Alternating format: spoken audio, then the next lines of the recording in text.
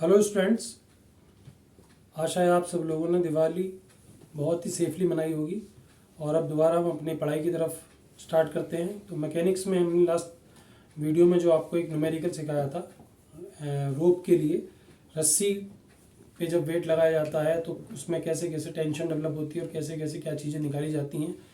तो उसी को आगे बढ़ाते हुए और कुछ न्यूमेरिकल करते हैं जो पिछले कुछ वर्षों में AKTU में आए हुए भी हैं और रस्सी के ऊपर ही न्यूमेरिकल है। तो सामने आपकी न्यूमेरिकल है, ये सन 2021-22 में आया हुआ है, 10 नंबर का क्वेश्चन आया है। और इस प्रकार के क्वेश्चन को किस प्रकार से किया जाता है, तो मैंने लास्ट टाइम पे बताया था कि यदि किसी भी रस्सी के एक ही पॉइंट पर लोड लगा हुआ है तो उसके दोनों तरफ इक्वल टेंशन डेवलप होगी, जो हमने लास्ट टाइम पे क्वेश्चन किया था, जिसमें हमने प्रूव किया था P = WA/L। अब यहाँ पर दूसरा केस आता है कि रस्सी में यदि एक से अधिक पॉइंट्स पर लोड लगाया हुआ है तो रस्सी के जितने भी पोर्शन बनेंगे उनमें सब में टेंशन अलग अलग उत्पन्न होगी, अलग अलग प्रोड्यूस होगी। तो यदि आप यहाँ पर देखें तो यहाँ पर एक रस्सी है AD और इस रस्सी के B पॉइंट पर 5 kg का लोड लगाया है और C पॉइंट पर M kg का लोड लगाया है। और यहाँ पर एक ऐसा ही ट्राइंगल बना करके दिया है आपको, जिसमें बेस 3 है और परपेंडिकुलर 4 है। कब? जब हम इस एंगल को थीटा मान लेते हैं। क्यों? क्योंकि सबसे पहला काम है हमें एंगल निकालना और सेकंड काम है कि जितने भी पोर्शन हैं उन सब में टेंशन को मार्क करना। तो सबसे पहले यदि इस ट्राइंगल से देखेंगे आप तो tan थीटा इक्वल्स टू 4/3, तो आप कैलकुलेटर की मदद से थीटा निकाल लेंगे। अब हमारे पास जो जो पोर्शन है उन सभी पोर्शन में आप टेंशन्स को डेवलप कर दो। तो टेंशन कैसे मार्क करते हैं कि दोनों एरो सेंटर की तरफ। तो सपोज ये टेंशन है हमारी T1। अब दूसरा पोर्शन है हमारा BC, तो दोनों एरो सेंटर की तरफ, और ये टेंशन हमारी मान ली हमने T2। ये तीसरा पोर्शन है हमारा, तो सेंटर की तरफ एरो लगा दिए और इसमें हमने टेंशन मान ली T3। तो हमने जो प्राइमरी काम था हमारा कि एंगल निकाल लिया और जितने भी पोर्शन थे उनमें टेंशन को मार्क कर दिया। इसे कहते हैं हम इंटरनल टेंसाइल फोर्स को मार्क करना या टेंशन को मार्क करना। अब हमें सबसे पहला काम ये देखना है कि हमें फ्री बॉडी डायग्राम किस जॉइंट पर बनाना चाहिए। यदि C जॉइंट को देखते हैं तो यहां पर हमारे पास जब फ्री बॉडी डायग्राम बनेगा तो हमारे पास T2 भी अननोन है, T3 भी अननोन है और M भी अननोन है। तो यदि हम B पे बनाएंगे तो T1 और T2 दो ही अननोन है, 5 kg की वैल्यू हमें पता है और ये वाला एंगल भी हमने निकाल लिया है। तो अकॉर्डिंग टू अस, हमारे अकॉर्डिंगली कहां पर बनाना चाहिए free body diagram? Free body diagram eight B, जहां पर कम अननोन हो। अब फ्री बॉडी डायग्राम बनाने के लिए क्या करते हैं हम?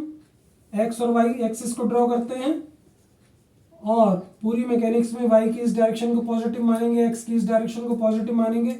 जिस पॉइंट पर फ्री बॉडी डायग्राम बनाना है उस पॉइंट को हम ओरिजिन पर मार्क कर लेंगे और जो जो फोर्स यहाँ पर लगे हुए हैं उन सबको यहाँ पर मार्क कर देंगे।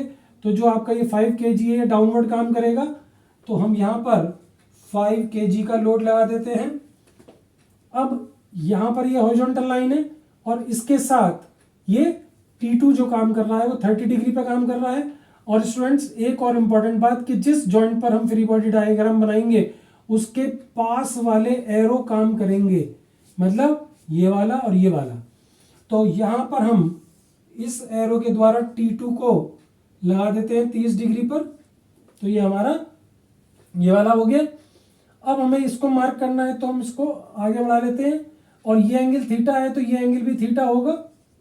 तो इस थीटा एंगल पर हमने इस T1 को मार्क कर दिया, तो ये हो गया हमारा T1 और थीटा एंगल। अब यहां तक की बात हमारी कंप्लीट हो गई। तो पहला काम था फ्री बॉडी डायग्राम बनाना और लास्ट टाइम पे आपने जो न्यूमेरिकल करा था उसमें मैंने सेकंड स्टेप क्या बताया था कि जितने भी इंक्लाइंड फोर्सेस हैं उन सबको कंपोनेंट में डिवाइड कर दो। तो अब हमारा दूसरा काम क्या है, कंपोनेंट में डिवाइड करना। और कंपोनेंट में डिवाइड करने का मैंने तरीका पिछली बार भी बताया था आपको कि इस एरो को पकड़ो और इसको एक बार हॉरिजॉन्टल कर दो तो इसका एरो का निशान आ जाएगा कि किस तरफ आएगा। और क्योंकि इसका इधर से एंगल दे रखा है तो ये वाला कंपोनेंट T2 cos 30 डिग्री आएगा। अब इसको पकड़ के ऐसे कर देंगे तो इसका तीर का निशान ऐसे आ जाएगा। और क्योंकि इधर से एंगल नहीं दे रखा है तो T2 sin 30 डिग्री आ जाएगा इधर। तो इसको तो हमने कंपोनेंट में डिवाइड कर लिया। अब इसको देखिए, यदि हम इसे पकड़ के ऐसे करेंगे तो इसका इस तरफ निशान आएगा। तो T1 cos थीटा, क्योंकि इधर से एंगल दे रखा है, और जब इसको पकड़ के ऐसे करेंगे तो इसका इधर निशान आ जाएगा। तो ये T1 sin थीटा, क्योंकि इधर से हमें एंगल नहीं दे रखा। तो दूसरा काम भी हो गया हमारा कि पहला काम फ्री बॉडी डायग्राम बनाना, दूसरा काम कंपोनेंट में डिवाइड करना, और तीसरा काम इक्विलिब्रियम में मानते हुए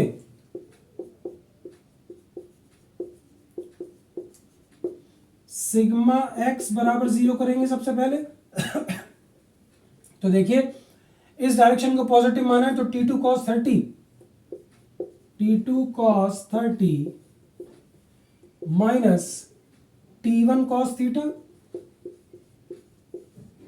बराबर 0। थीटा की वैल्यू आप यहां से निकाल चुके हैं, उस वैल्यू को यहां पे पुट करेंगे तो T2 T1 में एक इक्वेशन ये बन गई, और सिग्मा y बराबर 0। तो T1 sin theta positive, T2 sin 30 positive, minus 5 kg। Unit लिखने की जरूरत नहीं है, यहाँ पर हमारी जो टेंशन निकल के आएंगी वो उसी यूनिट में आएंगी जिस यूनिट में वेट दे रखा है हमें। तो एक इक्वेशन यहां से बनी T1 T2 में, एक इक्वेशन यहां से बनी T1 T2 में, दोनों को सॉल्व कर लेंगे तो हमारे पास T1 बराबर भी आ गया और T2 बराबर भी निकल के आ जाएगा। तो ये आपका पहला फ्री बॉडी डायग्राम जहां से हमने T1 और T2 दोनों टेंशंस को निकाल लिया। इसको करते ही फिर अब हम C पर फ्री बॉडी डायग्राम बनाएंगे। तो free body diagram eight C, और अभी मैंने बताया था कि जहां पर फ्री बॉडी डायग्राम बनाएंगे उसके पास वाले तीर या एरो वो काम करेंगे। तो बना देते हैं इसको।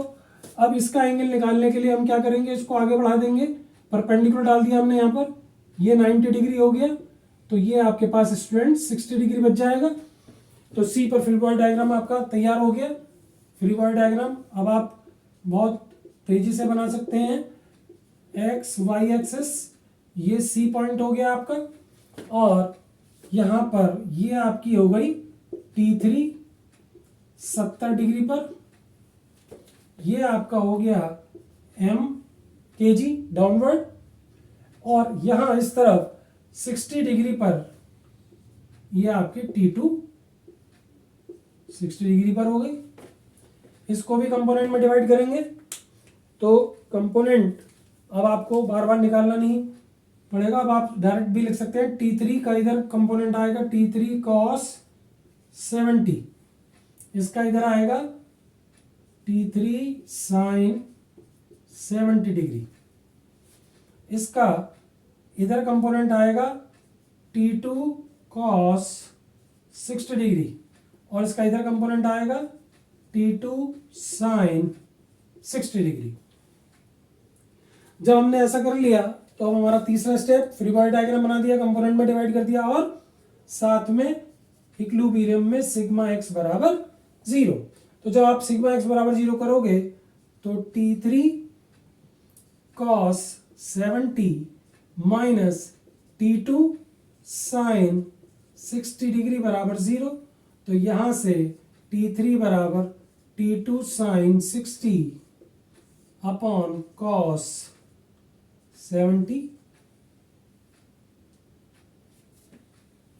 ये आपके पास। और T2 क्योंकि हम यहां से निकाल चुके हैं तो T2 की इस वैल्यू को यहां पर पुट करेंगे तो T3 आ गया हमारे पास। तो इस इक्वेशन से हमारा T3 भी आ गया। अब हम सिग्मा y बराबर 0 करेंगे तो सिग्मा वाई बराबर 0 में क्या आएगा हमारा, T3 sine 70, T3 sine 70 minus T2 cos 60 minus m बराबर 0। T3 की वैल्यू आपके पास है, वो यहाँ पर पुट करेंगे, T2 की वैल्यू यहाँ पर है, वो यहाँ पर आ जाएगी, तो आपकी m की वैल्यू भी निकल जाएगी। तो इस प्रकार से ये इतना सिंपल सा क्वेश्चन आपको 10 नंबर दे करके जाएगा, और इसी प्रकार के थोड़े बहुत चेंज होकर के क्वेश्चंस आते रहते हैं। तो ये रस्सी वाले क्वेश्चंस जो पिछले कुछ सालों में आए हैं वो भी, और जो लेटेस्ट अभी 21-22 में भी आया था वो मैंने आपको कराया। अब हम मैकेनिक्स के पहले चैप्टर में एक नए प्रकार के क्वेश्चन जो बनते हैं और जो सबसे ज़्यादा आने वाले होते हैं, उनमें सेकंड टाइप है हमारे पास स्फेयर के क्वेश्चन, गोले के क्वेश्चंस। अब इन क्वेश्चंस को करने का क्या तरीका है, देखिए स्टूडेंट्स, आप धीरे धीरे हर क्वेश्चन के बाद ये महसूस करेंगे कि मैकेनिक्स मुश्किल नहीं है, मुश्किल है तो ट्रिग्नोमेट्री। हर क्वेश्चन में आपको एंगल निकालने का एक नया तरीका मिलने वाला है। चलिए शुरू करते हैं, हम इस क्वेश्चन को समझते हैं। पहले ये आपके पास एक स्फीयर है जिसका वेट 2000 न्यूटन है, रेडियस 300 mm है, और ये हमें एक ऐसे जगह पर चढ़ाना जैसे घरों में होती है स्टेप्स, सीढ़ियाँ बनी हुई होती हैं। तो हमें ये एक सीढ़ी है जिसकी ऊंचाई 150 mm दे रखी है हमें, परंतु करना क्या है कि इस स्फीयर के सरफेस के पैरेलल फोर्स लगाना। जैसे ये सिलेंडर है हमारे पास, तो इसको इस प्रकार से फोर्स लगा करके इसके ऊपर चढ़ाना है। और इस प्रकार से फोर्स लगाने के लिए हमने क्या किया, इस स्फीयर पर हमने एक रस्सी को बांध लिया जिसमें से हम पुल फोर्स के द्वारा इसे इस पर चढ़ाने की कोशिश कर रहे हैं। आपसे पूछा क्या है कि P की वैल्यू बताइए कि ये इसके ऊपर चढ़ना शुरू कर दे। चलिए कैसे करते हैं इस क्वेश्चन को। सबसे पहले बनाना तो फ्री बॉडी डायग्राम ही है, लेकिन अब यहां पर कौन कौन से फोर्स काम करेंगे वो समझना सबसे इंपॉर्टेंट है। इसका सेंटर ये हो गया O, इसका वेट डाउनवर्ड काम करेगा 2000 न्यूटन, क्योंकि नॉन अप्लाइड फोर्स में किसी भी वस्तु का जो वेट होता है वो ऑलवेज वर्टिकली डाउनवर्ड काम करता है। वर्टिकली डाउनवर्ड मतलब हॉरिजॉन्टल के साथ परपेंडिकुलर 90 डिग्री। और क्योंकि ये स्फीयर के लिए ये एक सरफेस है, तो सरफेस के परपेंडिकुलर और बॉडी की तरफ एक रिएक्शन काम करेगी जिसको हम RB के नाम से कह देंगे, यदि ये पॉइंट B है हमारा। अब दूसरा, ये यहां पर भी इस सरफेस ने गोले को टच किया हुआ है, तो इस सरफेस के परपेंडिकुलर और गोले की तरफ। अब परपेंडिकुलर कैसे हुआ, यहां पर हमने एक टेंजेंट खींच दी और ये हमारा 90 डिग्री, और इसको हमने RA से डिनोट कर दिया।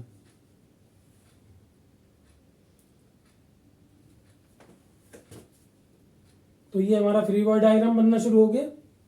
लेकिन स्टूडेंट्स, इस क्वेश्चन को करने के दो तरीके हैं। यदि हम पहले चैप्टर की बात करें, जो हम अभी जितना हमने पढ़ा है, तो आप ये देख रहे हैं कि हर क्वेश्चन में सारे के सारे फोर्सेस एक ही पॉइंट से जा रहे हैं, और वो पॉइंट कौन, किसे क्या कहते हैं उस पॉइंट को, कॉन्करेंट पॉइंट। तो यदि इस क्वेश्चन को आप देखें तो ये कॉन्करेंट सिस्टम नहीं है, क्योंकि 3 फोर्स तो आपके यहां से जा रहे हैं, लेकिन चौथा फोर्स आपका P से जा रहा है। ये वाला जो पॉइंट है यहां से जा रहा है। तो इसको आज हम कॉन्करेंट सिस्टम के अनुसार करेंगे, लेकिन जब इससे अगला चैप्टर पढ़ लेंगे तो इसे हम नॉन कॉन्करेंट सिस्टम के हिसाब से करेंगे, क्योंकि है तो ये नॉन कॉन्करेंट। तो हम क्या करेंगे कि इस पूरे सिस्टम को कॉन्करेंट बना देते हैं। क्यों कि फॉर इक्विलिब्रियम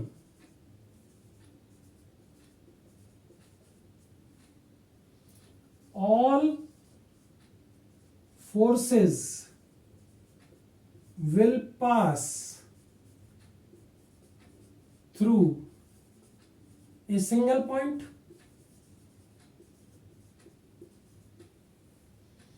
अब पास कहां से करना आसान है, यदि इन दोनों को ऊपर बढ़ा दें तो ये यहां से पास हो गया ओ डैश, इसलिए ये रिएक्शन हम यहां से पास ना करके कहां से पास करेंगे, ओ डैश से।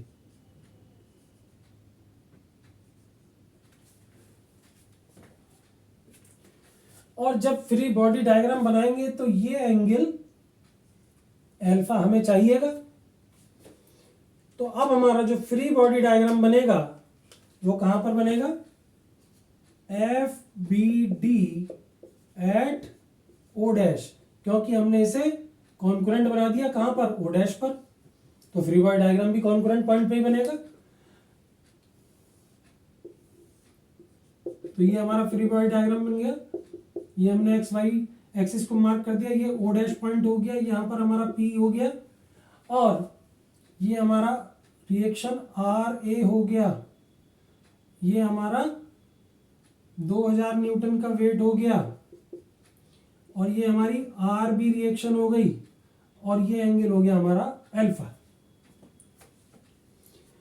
अब स्टूडेंट्स आप यदि से क्वेश्चन को ध्यान से देखेंगे तो इसमें अननोन 3 है और हमारे पास तो इक्विलिब्रियम इक्वेशन 2 ही होती हैं, तो इसे सॉल्व कैसे कर पाएंगे, क्योंकि 2 इक्वेशन और 2 ही अननोन होने चाहिए, और यदि 3 अननोन है तो 3 इक्वेशन होने चाहिए।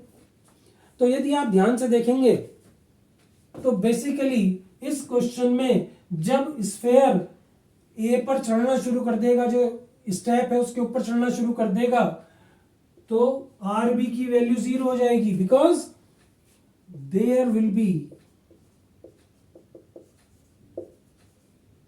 No contact at point B when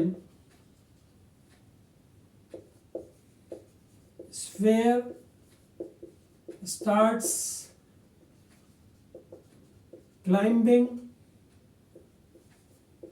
at A। जब A पे चढ़ना शुरू कर देगा तो यहां से इस प्रकार से चढ़ना शुरू करेगा, तो यहां से इसका कांटेक्ट खत्म हो जाएगा, दोनों के बीच में एयर आ जाएगी, और एयर के आते ही आर बी की वैल्यू 0 हो जाएगी, क्योंकि रिएक्शन तो तभी डेवलप होती है जब कोई वस्तु किसी सरफेस के कांटेक्ट में होती है। तो अब हमारा क्वेश्चन सॉल्व हो गया। कैसे, आर बी की तो वैल्यू 0 हो गई, और हम इसे मार्क कर देते हैं, इसको कंपोनेंट में डिवाइड कर देते हैं। जब इसको इधर करेंगे तो इसका एरो ऐसे आएगा, और ये आ जाएगा आर ए कॉस एल्फा, और जब हम इसे ऐसे पकड़ के करेंगे तो ये आ जाएगा आर ए साइन एल्फा। तो अब हम इक्विलिब्रियम में मानते हुए क्या करेंगे, सिग्मा एक्स बराबर 0 करेंगे, तो R A sine alpha minus P बराबर 0, और सिग्मा वाई बराबर 0, तो R A cos alpha minus 2000 equals to 0। अब स्टूडेंट्स इसमें देखेंगे, अभी तो 3 अननोन में से एक को हमने 0 कर दिया था, और अब फिर से 3 ही अननोन नजर आ रहे हैं, आर ए, पी और अल्फा। अल्फा बेसिकली अननोन नहीं है, अननोन हम समझ रहे हैं, लेकिन ये तो ट्रिग्नोमेट्री से निकालना है। अब ट्रिग्नोमेट्री से कैसे निकालेंगे, अल्फा निकालने के बहुत सारे तरीके हो सकते हैं, कौन सा बच्चा कहां पर किस तरीके को अप्लाई कर दे ये अपने आप उसको देखना है, क्योंकि किसी एंगल को निकालने का कोई एक तरीका नहीं होता। अब देखिए इस क्वेश्चन में ध्यान से देखिए, क्योंकि ये रेडियस है और ये भी रेडियस है, तो इसका मतलब इसके सामने वाला एंगल और इसके सामने वाला एंगल दोनों बराबर होंगे। ये बेसिकली आइसोस्केल्स ट्राइंगल हो गया। अब यदि हम ये वाला एंगल निकाल लें किसी तरीके से, तो ट्राइंगल के तीनों एंगल का सम 180 डिग्री होता है, लेकिन ये एंगल कहां से निकालें, तो उसके लिए हमने क्या किया कि यहां से परपेंडिकुलर ड्रॉ कर दिया, और इस एंगल को यदि हमने थीटा मान लिया और इसका नाम हमने रख दिया सी, तो ट्राइंगल ओ ए सी में ये हमारे पास 150 है, ओ से लेके बी तक की हमारे पास 300 है क्योंकि रेडियस है ये। तो ये वाली वैल्यू हमारे पास कितनी बची, 150। और ये हमारे पास ओ ए जो है वो है 300, वो रेडियस है। तो यदि आप इस ट्राइंगल को यहां पर बनाएंगे तो ये आपके पास 150 हो गया, ये आपके पास 300 हो गया, ये एंगल थीटा हो गया, ये आपका ओ हो गया, ये सी हो गया और ये ए हो गया। तो इस ट्राइंगल से आप cos theta will be equals to 150 upon 300 कर देंगे तो 1/2 आ जाएगा। इसका मतलब थीटा बराबर 60 डिग्री आ गया। और यदि थीटा बराबर 60 डिग्री आ गया, मैं यहां पर 60 डिग्री लिख रहा हूं, तो ये बचा हुआ एंगल हमारे पास 120 डिग्री हो गया। और यदि ये 120 डिग्री हो गया तो ट्राइंगल ए ओ डैश से अल्फा प्लस 120 डिग्री बराबर 180 डिग्री, त्रिभुज के तीनों कोणों का योग 180 डिग्री होता है। तो 2 अल्फा बराबर 180 डिग्री माइनस 120 डिग्री बराबर 60 डिग्री और अल्फा बराबर 30 डिग्री। तो एक बच्चे को तो ये तरीका समझ में आया जो हमने जिस तरीके से करा। एक बच्चा कुछ ये भी सोच सकता है कि जिस बच्चे ने 9वीं 10वीं 11वीं में जो थ्योरम्स आती हैं जिनको हम निर्णय प्रमेय कहते हैं, जो काफी बच्चों को अच्छी नहीं लगती हैं, उस निर्णय प्रमेय के अनुसार केंद्र पर बना कोण परिधि पर बने हुए कोण का दुगना होता है। ये यूपी बोर्ड के लिए। The angle made at the centre is twice the angle made at the circumference. तो angle made at the centre theta is twice the angle made at the circumference. So theta आप निकाल चुके हैं student 60 degree, तो 60 degree equals to 2 alpha. तो यहां से alpha बराबर 30 डिग्री सीधे भी निकल सकता है। तो एक एंगल को निकालने के बहुत सारे तरीके हो सकते हैं जो आप, यही मैकेनिक्स है बेसिकली। यदि मैकेनिक्स को हम कहें तो वो तो 3 लाइन की है। फ्री बॉडी डायग्राम बनाओ, कंपोनेंट में डिवाइड करो और सिग्मा x0 सिग्मा y0 कर दो, जो निकलना होगा निकल जाएगा। बट हर क्वेश्चन में हमें जो परेशान करेगा वो सिर्फ और सिर्फ एंगल करेगा। तो एंगल निकालने के लिए ही हमें इतने सारे क्वेश्चंस करने पड़ते हैं, वरना ट्रिग्नोमेट्री तो 3 ही लाइन की है, sigma x sigma y, free body diagram और कंपोनेंट में डिवाइड करना। चलिए स्टूडेंट्स, अल्फा आ गया, अल्फा की वैल्यू यहाँ रखेंगे तो आर आ जाएगा, आर की वैल्यू यहाँ रखेंगे तो पी आ जाएगा, कि इतना फोर्स हमें अप्लाई करना पड़ेगा कि ये हमारा इसके ऊपर चढ़ना शुरू कर देगा। अब इसी क्वेश्चन का एक और पार्ट है जिसको मैं आज और कराने जा रहा हूं, जिससे कि, और ये क्वेश्चन बेटा बहुत बार आ चुके हैं, ये क्वेश्चन AKTU के सबसे ज्यादा रिपीट होने वाले क्वेश्चनों में से एक है। और ऐसे ही कुछ क्वेश्चन और मैं अपनी अगली वीडियो में कराऊंगा जो मोस्ट रिपीटेड क्वेश्चंस हैं। कुछ में बाजार में क्वांटम या मॉडल पेपर्स हैं जिनमें 2 4 5 क्वेश्चन दे करके छोड़ दिया जाता है, लेकिन उसके अलावा भी पिछले मतलब AKTU जो चल रही है सन 2000 से चल रही है, जिसका अलग अलग नाम था, पहले UPTU था, तो तब से लेकर के जो मोस्ट रिपीटेड क्वेश्चंस हैं वो मैं मैक्सिमम यहाँ पर कराने की कोशिश करूंगा। चलिए अगला, इसी का अगला पार्ट करते हैं।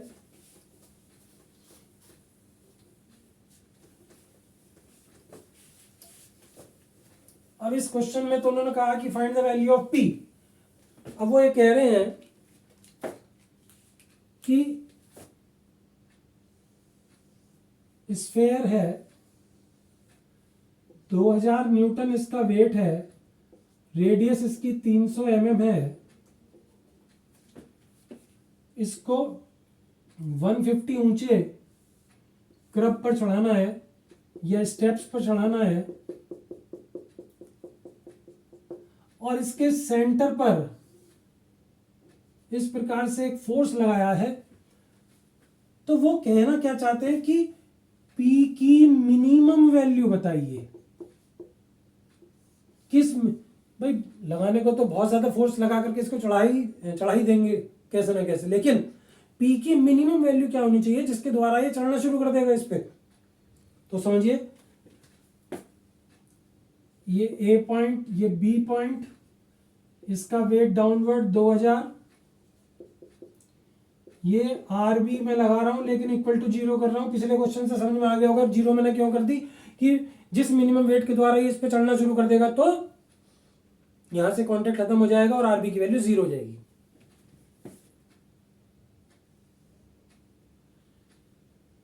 ये एंगल यहां से रिएक्शन आर ए लगेगी। अब आर ए को वहां से पास करने की जरूरत नहीं है क्योंकि ये तो ऑलरेडी कॉन्करेंट बन रहा है, सारे के सारे फोर्सेज एक ही पॉइंट से होकर के जा रहे हैं। और ये एंगल अभी अभी आपने निकाला था बेटा 60 डिग्री, ये पिछले वाले क्वेश्चन जैसे ही बिल्कुल सेम क्वेश्चन है। अब P को जब मैं यहाँ पर फ्री बॉडी डायग्राम बनाऊंगा तो मुझे ये एंगल नहीं पता कि ये जो P है वो हॉरिजॉन्टल के साथ कितने एंगल पर काम कर रहा है, तो मैंने इसको अल्फा मान लिया। तो हमारा क्वेश्चन शुरू हो गया। फ्री बॉडी डायग्राम बनाएंगे कहां पर, O पर। तो F B D at O बनाएंगे। एक्स एक्सेस, वाई एक्सेस, ये हो गया हमारा P, ये हो गया अल्फा, ये पॉइंट हो गया O, इधर आपका ये आर ए लगा हुआ है 60 डिग्री पर। और अब मैं यहाँ पर आर भी नहीं लगाऊंगा क्योंकि जो है ही नहीं उसे बार बार लगाने से क्या फायदा। तो पहला काम खत्म हो गया, फ्री बॉडी डायग्राम जनरेट कर दिया। दूसरा काम शुरू करते हैं।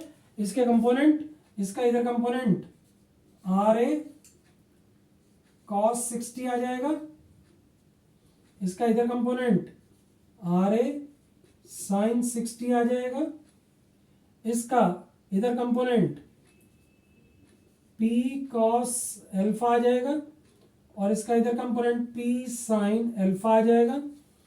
इक्विलिब्रियम में मानते हुए सिग्मा एक्स बराबर 0 करेंगे।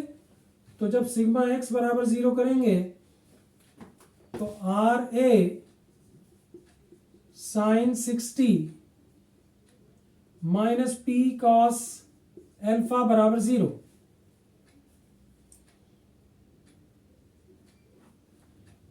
सिग्मा वाई बराबर 0 करेंगे, इसे इक्वेशन 1 मान लेते हैं। सिग्मा वाई बराबर 0 तो R A cos 60 plus P sine alpha minus 2000 equals to 0। अब इस इक्वेशन में हम क्या करते हैं कि यहां पर हमें क्या चाहिए, P। तो हम आर ए की value from equation 1 R A equals to P cos alpha upon sine 60 रख देते हैं इस वाली इक्वेशन में। तो ये हमारा हो गया P cos alpha upon sine 60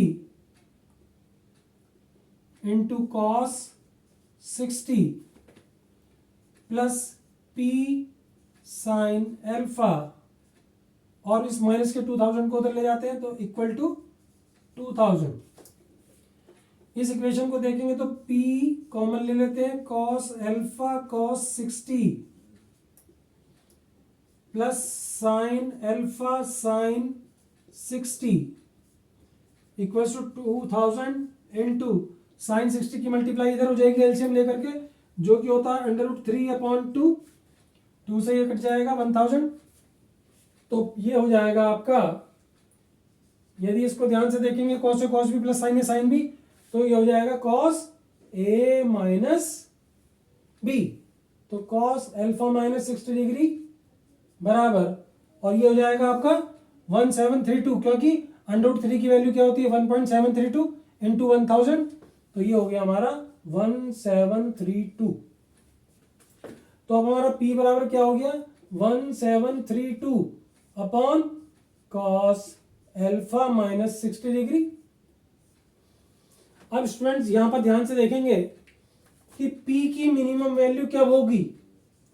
P minimum कब होगा, when cos alpha minus 60 degree maximum होगा, इनवर्सली प्रोपोर्शनल है। ये मैक्सिमम होगा तो ये मिनिमम होगा। और कॉस की मैक्सिमम वैल्यू क्या होती है 1, और 1 कब होती है उसकी वैल्यू 0 डिग्री पर।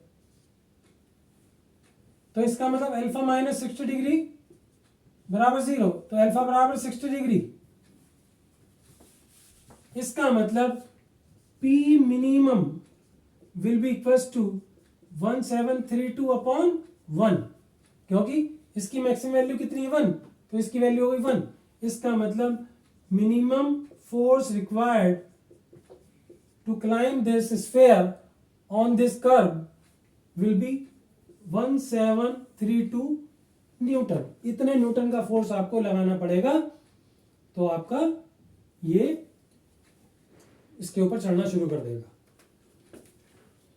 तो इसका मतलब स्टूडेंट्स यहां पर ये 60 डिग्री आ गया, और यदि ये हॉरिजॉन्टल लाइन है तो ये 30 डिग्री हो गया। तो आप ये भी कह सकते हैं कि ये जो आर ए है, आर ए के साथ ये 90 डिग्री पर हो गया।